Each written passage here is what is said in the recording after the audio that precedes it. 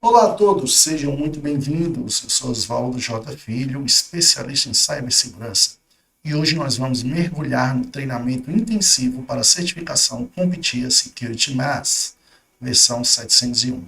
Meu objetivo aqui não é só ler teoria, vai entregar para vocês os macetes de estudo, as pegadinhas da prova e a mentalidade exata que vocês precisam ter para passar nesse exame e dominar a segurança da informação. O que podemos esperar desse teste 701? Ele evoluiu recentemente, nessa versão, e o que mudou? O foco hoje é nuvem e ambientes híbridos. O mercado não quer saber se você conhece a ferramenta, mas sim como você aplica a segurança na prática.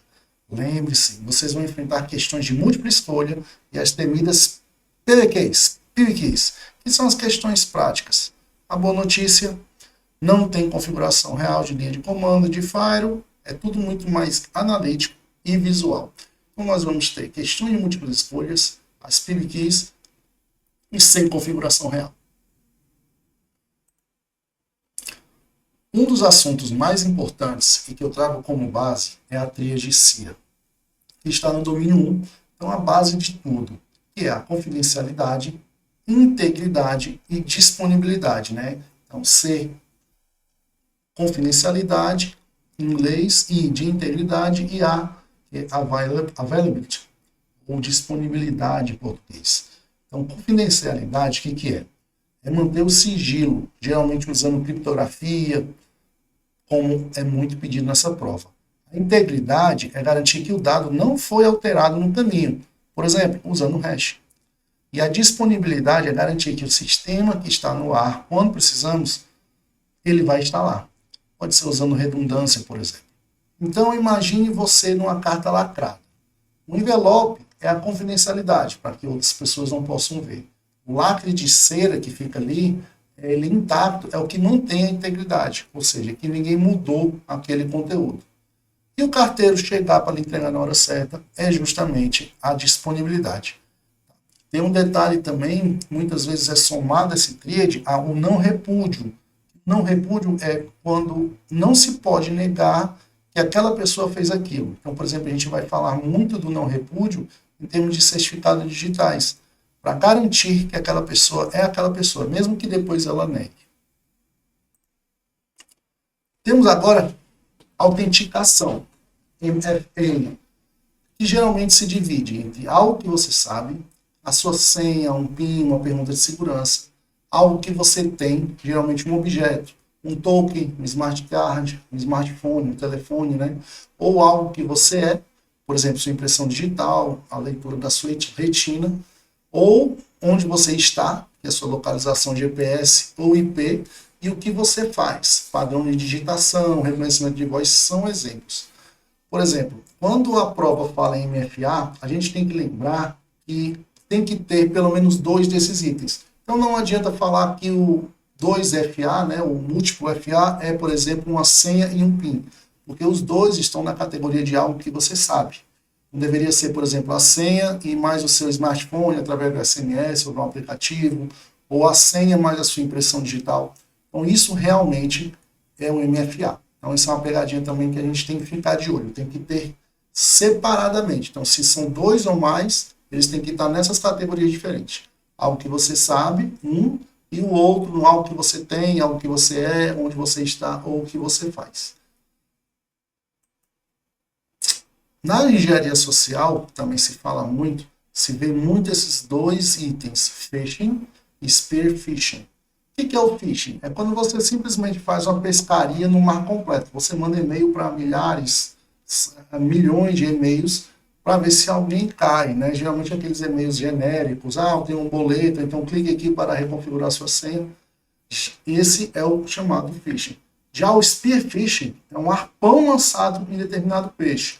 É quando aquele ataque tem um recon, tem um reconhecimento da suposta vítima, por exemplo, um diretor de tecnologia da empresa X, e aquele e-mail ele é personalizado para aquela pessoa, muitas vezes com um nome, às vezes os dados que a pessoa tem, ou algum hobby que ela tem. Vamos dizer que ela joga futebol todas as quartas-feiras, 18 horas.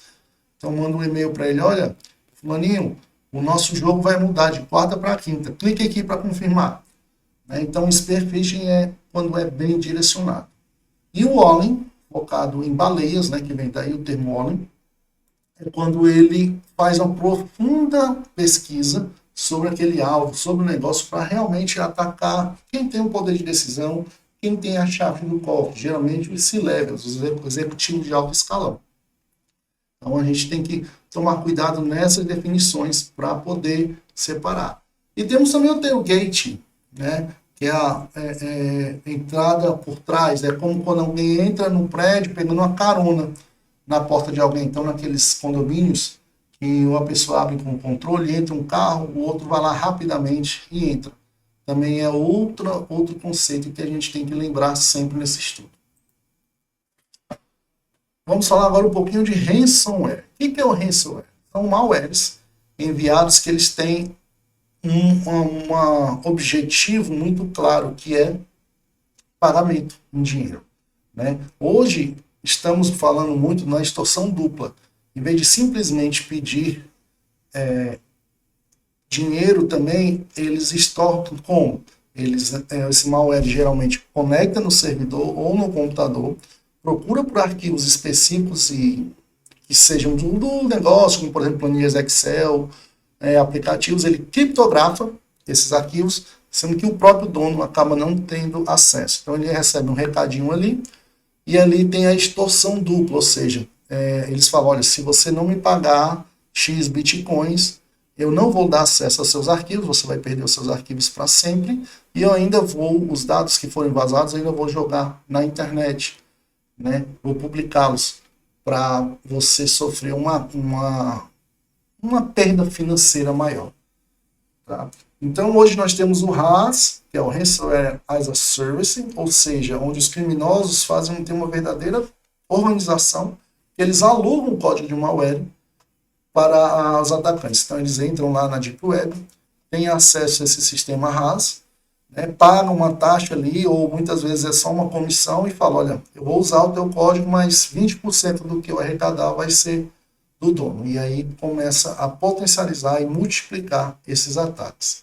E na prova a gente tem que lembrar qual o melhor controle preventivo contra o ransomware. O que pode acontecer?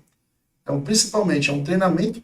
Quase sempre a resposta para esse tipo de pergunta vai ser treinamento de conscientização dos usuários e backups offline, né, ou imutáveis também, que permite que, se houvesse ransomware, se ele atacar a rede, você simplesmente pode retrazer os backups, ter acesso ao sistema e não cair nessa extorsão.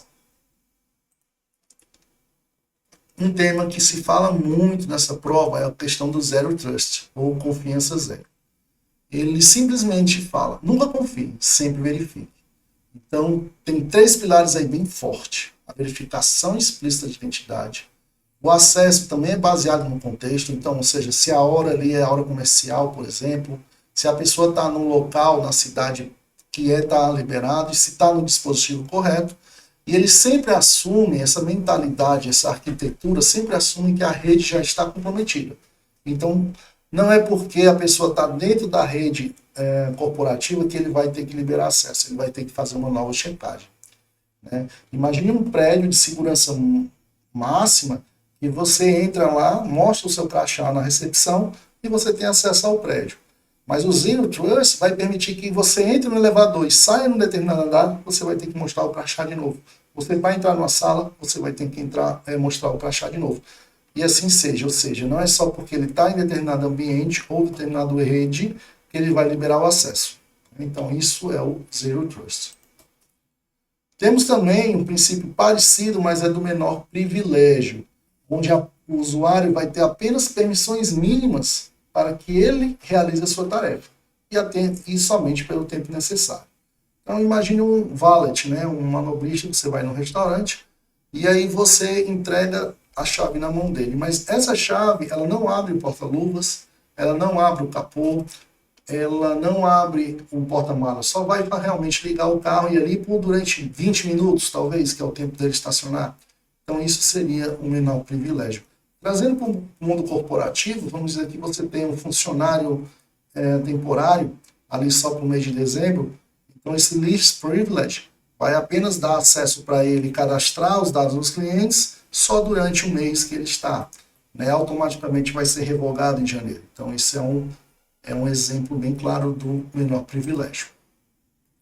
Agora vamos para também falar um pouquinho de criptografia, né, que dá muito cabeça de muita gente dar um nó aqui, mas é simples.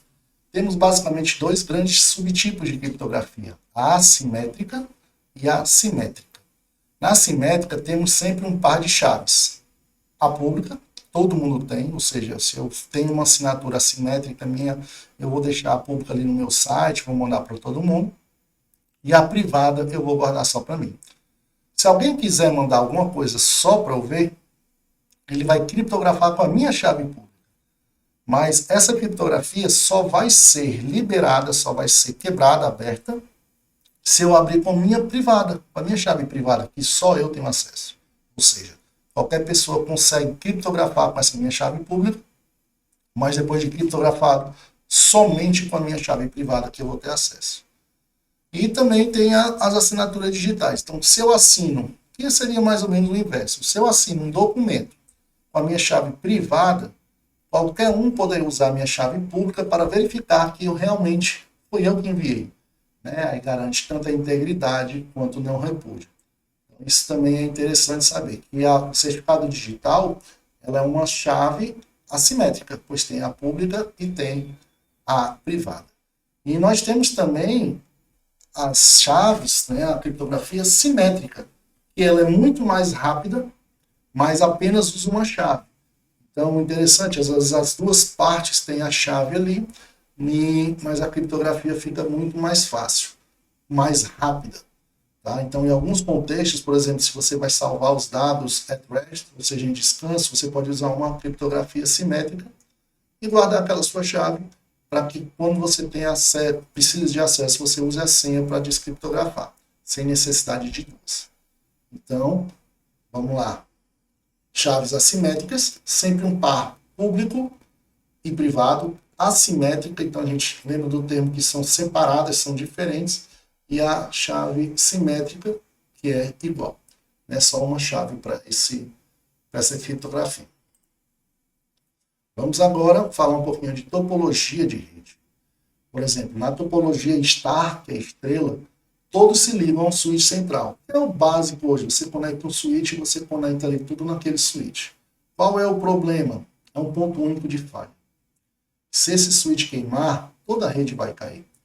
Aí temos uma topologia mesh, ou malha, e todos se ligam a todos. É bem mais cara, bem mais complexa. Mas ela não tem esse ponto único de falha. Então, a pegadinha aí que eu trago, que o exame pode trazer, se a questão disser que o custo não é problema, e eles precisam da maior disponibilidade possível, então fica claro que a resposta vai ser mesh ou full mesh. Então, com essas duas questões, tanto do custo quanto a maior disponibilidade possível. E aí essa questão vai ser facilmente resolvida você lembrando disso. No isolamento, nós temos dois níveis de isolamento, físico e um lógico. Segmentação lógica é as virtual LANs, VLANs, que separa redes dentro do mesmo switch. Por exemplo, nós temos uma sub-rede para o setor de RH, nós temos uma sub-rede para o setor de vendas. Apesar de que eles estejam no mesmo equipamento, a nível lógico elas são separadas. Isso faz o quê? Previne um movimento lateral e contaminações por broadcast. Ou seja, se um ORM ali pegar um computador do RH, ele talvez consiga se expandir para dentro do RH, mas o setor de vendas, ele não vai ter esse acesso, porque eles não estão acessíveis logicamente. Temos também o conceito de DMZ, que é a zona desmilitarizada, quando a gente tem servidores que tem que ter acesso externo, por exemplo, o servidor de e-mail, então nós colocamos ali num outro segmento, do DMZ. É um pouco mais cuidado com algumas regras de firewall. Por quê? Porque esses DMZ, eles têm que ter algum acesso da internet, tanto inbound quanto outbound. Geralmente são separados aí. E existe o modelo air gapping, que é quando tem um isolamento físico absoluto, ou seja, a rede não possui nenhum tipo de ligação com a internet ou outra rede. Por exemplo, indústrias nucleares, e um exemplo muito grande aqui é as urnas eletrônicas. Eles tentam usar o air gapping, sem conexão com a rede, com a internet, nenhuma conexão, para poder evitar ataques e fraudes. Bora falar um pouquinho sobre NAC, Network Access Control, certo? O NAC ele vai inspecionar o dispositivo antes dele entrar na rede. Ele vai fazer uma avaliação de postura ali, vai olhar para o seu notebook e perguntar: seu antivírus está atualizado? Se não estiver, você vai para a quarentena. Você não tem acesso. Um outro recurso pode ser o Port Security. Se um visitante desconectar o computador da recepção e ele pluga o notebook dele no lugar, o switch vai detectar que o MAC address mudou e vai desligar aquela porta na mesma hora, evitando essa mudança aí. Então, é bem interessante esse Network Access Control. Existem outros modelos, né, outros padrões, mas o mais usado é o 802.1x, e ele é bem importante saber, principalmente o Posture Assessment, avaliação de postura, e o Port Security, que é o MAC Control. E agora a gente vai falar um pouquinho sobre GRC, gestão de risco, certo? Que é o coração da prova para os gestores. 2005, o risco, quando é uma ameaça, ele encontra uma vulnerabilidade. Ou seja, repetindo, o risco é o quê? É quando uma ameaça encontra uma vulnerabilidade. Então, quando formos analisar esse risco, a gente pode fazer isso de forma qualitativa, ou seja, o tipo de qualidade, tipo rótulo como alto, médio ou baixo, ou quantitativo, que é quando realmente colocamos valores financeiros reais ou dólares na mesa. Então, lembrando essas duas formas de análise, qualitativa e quantitativa. A gente vai falar um pouquinho agora. Teve números, lembra de quantia, então a gente vai para a análise quantitativa. E a qualitativa seria o status, o level, geralmente alto, médio ou baixo, ou outros também. Um conceito que a gente tem inicialmente é o Single Loss Expectancy, ou expectativa de perda única. Se tal coisa acontecer uma única vez, o que acontece? Se um switch queimar uma única vez, eu vou gastar o quê? R$2.000 para substituí-lo, mais R$500 de mão de obra? Então, esse SLE, né, seria 2.500. Um outro exemplo, se o seu notebook ele vale R$1.000, e se ele cair no chão e a tela quebrar e com o conserto custa ali 30%, então o SLE desse equipamento é R$300, que é a estimativa que você vai perder ao acontecer aquele evento. Isso é o SLE. Aí nós temos o ARO, ARO, Annualized Rates of Occurrence, ou seja, a taxa anual de ocorrência. Estatisticamente, quanto isso pode ou deve acontecer? Qual é a frequência anual que esse evento pode acontecer durante o período de 12 meses? Trazendo aqui o exemplo do notebook, então a gente vê, olha, se a cada 2 anos eu derrubo o meu notebook baseado nas estatísticas da minha vida toda, eu sei que o meu ARO, meu Annualized Rate of Occurrences, minha taxa anual de ocorrência, vai ser 0,15, né? Se você cai 3 vezes por ano, por exemplo, o meu ARO vai ser 3. E por que é isso importante ter esses dois números? Porque o cálculo final da expectativa da perda anual, ele vai ser essa multiplicação do custo do evento vezes a probabilidade de acontecer no ano. Então, se o dano unitário é 300 e acontece 2 vezes por ano, o nosso prejuízo anual vai ser de R$600. Né? Então, por que isso é importante? Porque muitas vezes se faz seguro em termos de cibersegurança. Então, você faz esse cálculo para ver. Faz um orçamento do seguro para uma quebra de cibersegurança. E se o seguro cobra 700, então você pode analisar e ver, pô, eu vou ter um custo médio de 600. Por que eu vou pagar 700 por ano para a seguradora? Né? Então isso aí muitas vezes não vale a pena e você faz essa gestão de risco. Porque ao você terceirizar o risco, passando para a seguradora, você tem que avaliar se aquele custo ali realmente é interessante para a empresa, interessante para você. E é dessa forma que se faz essa análise aí. Temos aí 4 estratégias de tratamento de risco. Já vimos agora transferir, que seria fazer um seguro. Quando a gente faz uma transferência do seguro, que, olha, eu tenho um risco de R$1.000, mas eu transferi o seguro que ele vai me cobrir esse valor. Então, eu transfiro esse risco. Nós temos também o avoid, o evitar, ou seja, a gente pode parar de executar a atividade perigosa por completo. Se o time de desenvolvimento fala, olha, nós temos que manter um servidor aqui, mas o servidor tem um risco que ele vai cair na internet. Você pode evitar. Não, não vamos trabalhar com esse serviço, que às vezes não é a melhor opção. Temos a mitigate, mitigar, onde a gente não, vamos colocar esse servidor, mas vamos trabalhar com controle de segurança, vamos botar um firewall, vamos treinar a equipe, vamos usar a MFA para poder mitigar, diminuir esse risco. Transfer, já vimos, o mais conhecido é o seguro, e o aceitar, né? Pois quando a gente reconhece que há um risco e não age, porque o custo de proteção é maior que o risco. Digamos que a empresa ela depende de um serviço online que ela oferece para os clientes, e ali tem um risco de você botar a coisa online. Mas o risco de proteger ou de tirar, você quebra a empresa. Então, você simplesmente aceita, né? Você vai informar para o C-Level, para os diretores, e a decisão sempre é da diretoria, e eles vão falar, não, a gente aceita esse risco e vamos manter essa questão. Agora, o macete de estudo é das portas, são as principais portas. Temos a 22, que é do Security Shell, temos a 53 UDP, que é do DNS, temos a 80 e a 443, que a 80 é o web tradicional, HTTP, e o 443 é o HTTPS, né, que é a criptografada. Temos a RDP 3389, temos a LDAP, LDAP-S seguro, que é a 389 e a 636, e o Single SNMP, que nós temos um 161 e um 62, sendo o 62 já a versão mais segura, que tem criptografia. Mas, obviamente, tem outras portas também, sempre é bom você dar uma olhada ali na 23, que é Telnet, 25, que é SMTP, 21, que é FTP, né? Essas portas também é interessante ter um checklistzinho para você, de vez em quando, dar uma olhada e conhecer. Mas essas são muitas das portas que mais caem nesse exame. Como ler as questões? Agora eu vou trazer uns macetes de você sempre ler o final do enunciado primeiro. Porque a Competir, ela ama escrever redações no lugar de questões.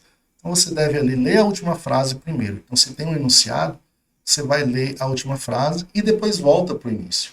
Então você vai descobrir o que eles querem antes de ler aquela historinha. E prestar muita atenção nas palavras em maiúsculo, como first, best, né, primeiro ou melhor. E, inclusive, se eu pedir o primeiro passo no incidente, 99% das vezes a resposta será conter ou isolar o sistema. Então ele vai muitas vezes dar respostas corretas, mas ele vai falar o primeiro passo. Então você vai ter que lembrar que não é outros passos que vão estar corretos também, que dentro da lógica vão ter que ser praticados, mas ali vai ser primeiro conter ou isolar o sistema.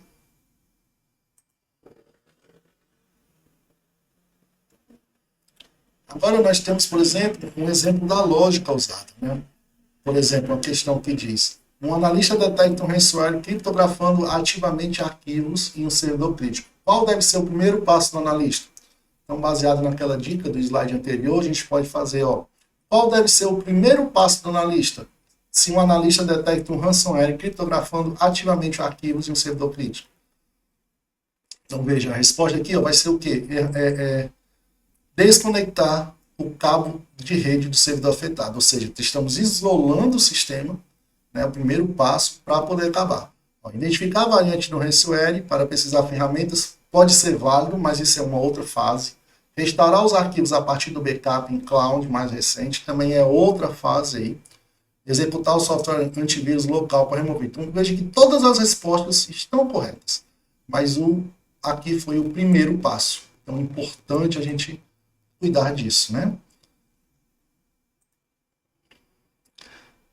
Outra questão, mais indicado, né? Que é o BEST. Nós lemos aqui, qual o método criptografado mais indicado? Então, uma agência governamental precisa enviar dados de campo para o quartel-general. O arquivo é gigantesco, 50 GB. Eles precisam garantir a confidencialidade durante a transmissão. Então, qual é o mais indicado? São métodos de criptografia, mas aqui seria o AES. Por quê? O chave aqui é um arquivo gigantesco. A criptografia assimétrica que o RSA ou o SEC usa, eles são extremamente lentos e não são usadas para criptografia em massa. Então, a criptografia simétrica, como o exemplo a ES, é a resposta correta porque ela é muito mais rápida. E o SHA-256 aqui é um algoritmo de hash, não é de criptografia. Ele garante a integridade, né, mas não a confidencialidade, já que o hashing ela é uma função criptográfica unilateral com efeito avalanche, ou seja, não dá para recuperar, não dá para fazer o caminho de volta. Com o hash, não dá para retornar o arquivo original. Então, esse é um exemplo de questão onde fala do BEST. Voltando para o nosso assunto agora, vamos para o monitoramento de logs. Nós temos o SIEM e o SOA. Tá? Muito importante conhecer os conceitos. E o SIEM, ele agrega logs de todos os lugares. Ele roda no servidor central e os agentes, eles mandam os logs para ele. Então, ele vai te dar a visão ali do todo, de toda a rede. E o SOA é o próximo passo dessa evolução. Ele só não vê, ele age. Ele, através dos playbooks que ele tem programado nele, ele vai agir. Por exemplo, fazendo uma analogia aqui, os SIEM são as telas das câmeras de segurança de um cassino. Então tá ali monitorando, você tá vendo, mas ele é passivo, ele não faz nada. Já o SOA é o sistema que, se tiver alguma coisa suspeita na câmera, ele já manda o sinal e já tranca as portas do cassino automaticamente, né? Trazendo isso para a tecnologia, seria, por exemplo, você botar uma regra no firewall, você desconectar um servidor se for detectado determinada coisa. Então, ele aqui é mais ativo. Tá? Eu gosto sempre de lembrar que o A é de ativo. E essa é a principal diferença dessas duas tecnologias.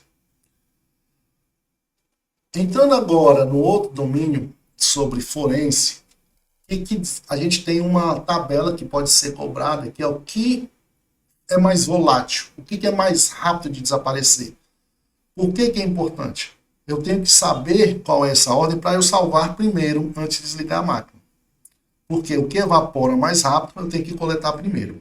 Então nós temos os registros de CPU e cache, depois a memória RAM, tabela de roteamento, o ARP cache, né, se tiver, os arquivos temporários, o arquivo de swap, o disco rígido e no final os backups em fita. Então, se eu me deparar com uma situação que seja sensitiva a tempo, eu tenho que lembrar dessa ordem de volatilidade para saber onde que eu devo atuar primeiro. Sempre no mais volátil o restante. Casos disponíveis, obviamente. Regra do backup 321. Essa é a regra, talvez uma das mais conhecidas, que é a regra dos ouros do backup. A regra de ouro dos backups. Que fala o quê? Você sempre tem que ter 3 cópias de dados, armazenado em 2 tipos diferentes de mídias, ou seja, um NAS local e na nuvem, e pelo menos um desses 3, uma cópia off-site, fora do local físico. Lembre o seguinte, se pega fogo ali num CPD, você sempre vai ter uma cópia em outro local, em outra cidade, em outro estado, para recuperar. E 2 mídias diferentes. Então essa aqui é a regra 321, a regra de ouro dos backups.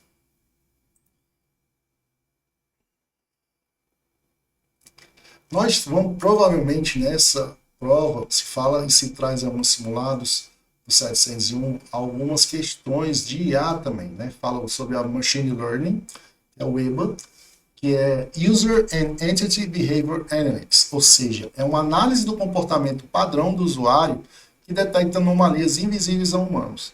Uma IA ali, ela vai verificar que geralmente aquele usuário loga entre 8 da manhã e 18. Mas aí quando ele loga 3 horas da manhã, opa, dá um alerta ali porque mudou o padrão do usuário.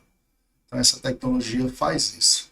E Adversarial AI é quando os hackers utilizam inteligência artificial para criar malwares polimórficos, deepfakes ou e-mails de phishing perfeitos, sem os clássicos erros gramaticais de tradução. Ou seja, estão usando a IA para poder aprimorar os ataques, para criar e-mails phishing personalizados, para criar, passar por detectores de endpoint, criando códigos polimórficos que se mudam e não estão em nenhuma assinatura. Então, esse é o que se chama Adversarial AI.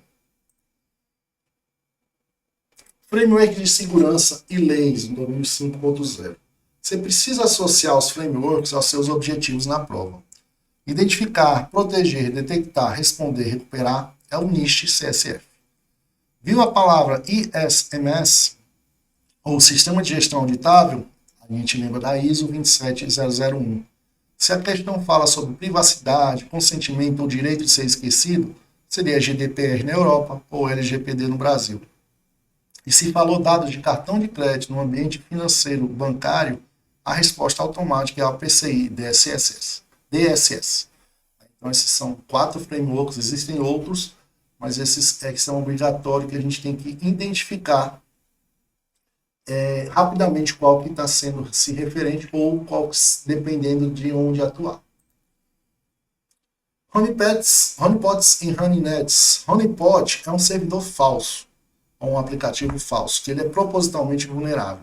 Nós queremos que o hacker até invada ele para que possamos estudar como ele age, quais as táticas que ele usa, o de atrasar também o ataque para que ele perca tempo ali naquele servidor falso, naquele serviço falso, e proteja nossos servidores reais. É como se colocar um pote de mel no quintal para manter o urso distraído enquanto você vai trancar a sua casa, né? Então você observa ali, muitas vezes você leva para esse ambiente do honeypots, e aí você pode aplicar travas no sistema, na rede, e deixar ele lá, perdendo o tempo dele em fazendo isso. Uma brincadeirazinha, por exemplo, você pode colocar numa porta 23 do Telnet, que você não usa geralmente, mas você bota ali que quem conectar naquela porta, ele emula ali como se ela existisse, mas ao mesmo tempo está protegendo o resto da rede, todas as outras portas, bloqueando aquele IP.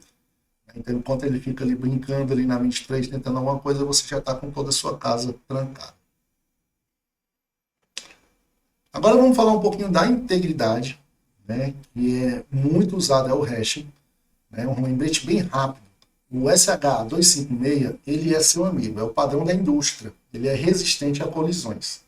Já o MD5, que é usado muitas vezes até para software, ele é obsoleto e perigoso, porque ele é menor, ele é mais simples e é fácil sofrer colisão. E o que é colisão, Oswaldo?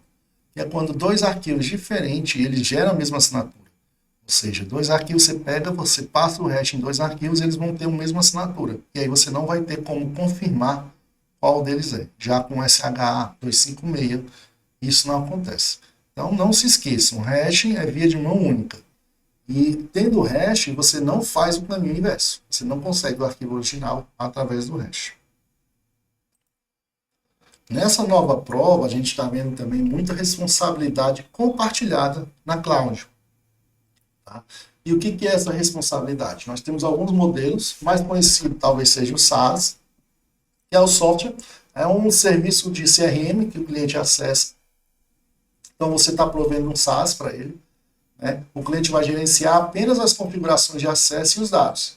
Um Office 365, um Salesforce, algum aplicativo que o cliente só loga, esse é o SaaS. Ele vai ter responsabilidade só pelos dados.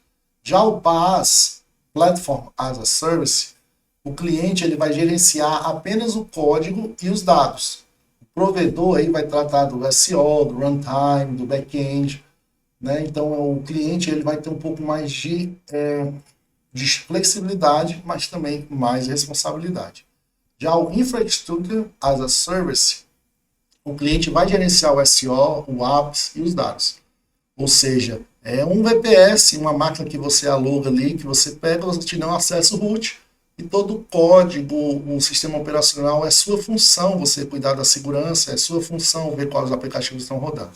Então, são esses 3 principais que nós temos que saber. Ou seja, mas independente desse modelo, a segurança dos dados é sempre do cliente, sempre da ponta final. Né? Que só são 3 formas onde há essa flexibilização maior. Os ataques on-path, ou que antigamente chamavam man in the middle, homem no meio, né? Onde o atacante ele se coloca no meio da comunicação, ele intercepta a comunicação e muitas vezes reconfigura esses pacotes.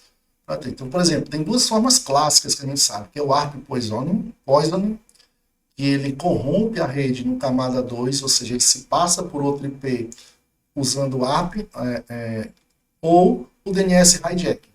Ele falsifica o endereço para te jogar no site clone. Então vamos dizer que se você entra sempre no bb.com.br, esse domínio ele ele vira um IP, né? Ele se translada em um IP. Então, se você consegue atacar a infraestrutura da rede que tem acesso a esse DNS, você pode dizer para o cliente o quê? Que o BB agora é outro IP. Quando a pessoa acessar no bb.com.br, do Banco do Brasil, ele vai acessar um outro IP que é falso, e ali vai poder ter um hijacking de sessão, de credenciais. Então, isso é o DNS hijacking. É como se fosse um carteiro, que ele pega, vai abrir sua conta de luz e bota uma outra ali com código de barras alterado, e entrega na sua casa. Você, de boa fé ali, sem verificar, você vai e faz esse pagamento. Então, voltando aqui um pouquinho para a criptografia, a gente já falou, mas vamos reforçar isso aqui. Né? A simétrica, ela usa a mesma chave, ela é compartilhada, ela é muito rápida. Nós temos o AES 310 SHA-20, por exemplo. E a assimétrica, par, que é a público mais privada, que é mais lenta, mais pesada, né? Como RSA e SCC. E depende do caso, né? A gente sempre tem que avaliar o caso para ver qual é a melhor. E agora, na reta geral dessa super aula, nós estamos no finalzinho. Então, uma dica de sobrevivência. O tempo voa. A média que você vai ter é 1 minuto por questão. Não fique empacado. Use aquele botãozinho marcar para revisão, chute uma alternativa e siga em frente. Por quê? Porque você pode perder o tempo para fazer as questões que você já sabe. Mas que você tem dúvida, o ideal é você deixar para você revisar caso o tempo volte, né? O pensamento também, a mentalidade para quem vai fazer essa prova é cada vez menos técnico e mais como gestor, como CISO. Então ela se aproxima muito nessa nova evolução num CISP, num CISM. Muitas vezes não é questão de ferramenta, mas sim questão gerencial, questão de business logic. Tá? A Competia não quer que você desligue a rede da empresa e pare o faturamento por causa de um alerta de vírus. Sempre tem a continuidade da empresa como padrão, como essência, né? Uma outra estratégia que eu trago é as PBQs. Uma estratégia muito usada é você pular elas no início, já que elas aparecem lá no começo, e elas são realmente exaustivas, elas gastam a nossa bateria ali da nossa cabeça. Então você pode simplesmente marcá-la, avança para a próxima, e depois você ganha no ritmo de prova, você vai até lembrando de outras coisas quando você vai ouvir as novas questões, e depois você volta para elas com o tempo que sobra no final. Tá? E cuidado, porque essas PBQs muitas vezes são ambiente visual drag and drop, que é arrastar e soltar. Você tem que ver se nenhuma caixa ficou em branco por distração, ou se você soltou ali errado e não marcou. Sempre dá uma olhadinha no final para ter certeza. Também uma outra dica é analisar visualização de logs de firewall, web service, sim. Você não precisa de uma programação avançada, mas você tem que ter a capacidade de ler ali um texto, identificar, por exemplo, o que é um IP, qual é a porta acessada, ou então um comando anômalo ali no meio das linhas. Então, por exemplo, um exemplo PBQ, as regras de firewall, né, que você pode colocar, diz que você tem que liberar SSL, né, web, a 1433, então você bota lá e você bota deny para todas as outras. Então aqui está dizendo o quê? Que todas as regras que não estiverem no allow, eles vão estar na negativa. Então sempre uma dica aqui é sempre preencher a última linha com NN deny, né? Porque é um padrão de você bloquear qualquer coisa que não esteja aqui em cima. Então vamos entender aqui, ó. E aqui nós temos uma linha aqui do IP de origem, ponto 15. Quando vai para o 10.0.05 por porta do banco de dados, você libera. Qualquer acesso indo para o nosso servidor web, que é o 10.0.0.10, na porta 443, que é o web HTTPS, eu vou permitir. E qualquer outro acesso final, eu vou negar. Então aqui é um exemplo que pode acontecer de chegar e puxar o allow em qual que você vai colocar. Um outro exemplo aqui, o logs de um SIM. Então a gente vai ver ali, ó, post login, post login, post login, e vamos ver aqui, ó, tem um diferente aqui, ó. Então a gente vê que a pessoa tentou forçar um parâmetro get, né, e com o retorno 200 para ver se consegue essa aprovação. Então pode chegar e perguntar qual é que está acontecendo aqui, né? Então você vai ver, poxa, em menos de um segundo, várias tentativas, então é um ataque de força bruta aqui. Está fazendo vários posts. 401 aqui ele retorna dizendo que teve um erro de autenticação, né? Mas aqui diz que 200, que, ou seja, foi um ataque de força bruta e que ele teve acesso, que ele conseguiu acesso ao servidor. Um outro exemplo aqui da segurança física também é muito provável de cair algumas questões. Então aqui um resumozinho para a segurança física. Aqui seria o main trap, ou porta eclusa, né, que você arrasta, por exemplo, para a entrada principal. Essa porta eclusa é aquele onde tem 2 controles de segurança. Você passa pelo primeiro portão, aí você se identifica no segundo de novo, ou através de biometria, e aí vai abrir uma segunda porta só quando o primeiro portão fechar. Isso também é usado para evitar o tailgate, ou seja, que 2 veículos entrem com uma passagem só, né? Vamos dizer que o primeiro veículo ali entre, abra a primeira porta, mas aí só vai ter um espacinho para um veículo e vai ter que esperar a primeira porta fechar totalmente para poder liberar a segunda. É o leitor biométrico, então a gente já tem, por exemplo, aqui para o data center, onde vai ter uma maior restrição, onde é mais crítico. Aí o leitor biométrico, por ser um fator de autenticação mais forte entre esses, ele deve estar reduzido ali para a questão mais crítica, tá? Onde realmente é mais crítico. As câmeras CFTV, os guardas, que são apontadas para as áreas de circulação pública, estacionamento, corredores, e são controles mais dissuasivos, né, de monitoramento.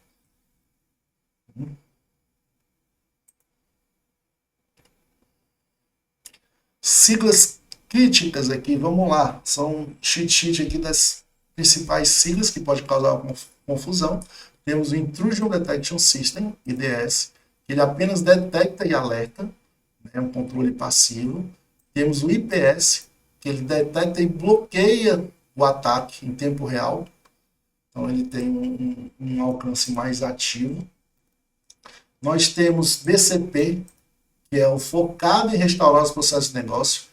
Business Continuity Plan, é o plano de continuidade de negócios. Certo? Ou seja, como um atendimento vai voltar, como ainda vai voltar. Vai ter o DRP, que aí já é focado em restaurar a tecnologia, os servidores, o data center. Então são 2 planos aqui que você tem que saber a diferença. O RTO, que é o tempo limite estipulado para o sistema voltar a funcionar. Então você define ali que o sistema, se tiver um ataque, ele vai retornar em 24 horas. Então isso é o RTO. E o RPO é a quantidade máxima suportável de dados perdidos. Então, se o business da empresa diz que eles podem no máximo ficar 2 dias fora do ar, sem perdas para continuar o negócio, então esse é o RPO. E o RTO, ele tem que ser dentro desse RPO, porque senão, né, o tempo limite para voltar vai acabar estourando o RPO, que é o que a gente não quer em relação ao negócio. O EAP-TLS é uma autenticação mútua que é muito forte, onde temos o certificado no servidor e no cliente. E o PAP, que ele exige certificado apenas no servidor, tá? Mais simples de gerenciar, já que ele não tem essa questão no cliente. Então, um cheat list aqui para você não cair em pegadinhas. E você está pronto agora. Terminamos nossa revisão do Guia Master. Eu espero que você tenha gostado. Revise o material, faça testes simulados para que você tenha muito sucesso nessa prova. Agradeço e lhe desejo muito sucesso e que você passe nessa prova.